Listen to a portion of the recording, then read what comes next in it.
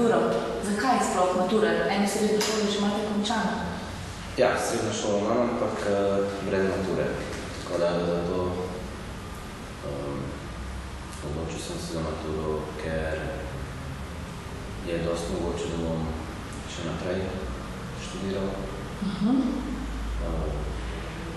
Ampak brez mature pač to ne gre in zato sem se odločil, da zdaj naredim to maturo, ki še čas, še gre nekaj v glavo in to je vse.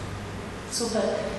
Kaj pa, če pogledate 10 let naprej, oziroma 10 let, ko ste še igrali verjetno hokej, kaj pa potem? Ja, vse to je. Najrač kaj užival, ampak zato je pa tudi veliko sreče treba imeti,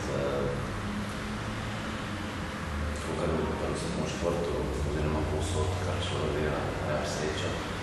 In razmišljam tako, da bom užival, ampak da bom mogel še zraven delati.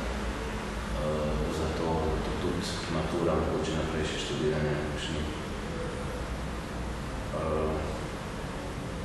višji šoli.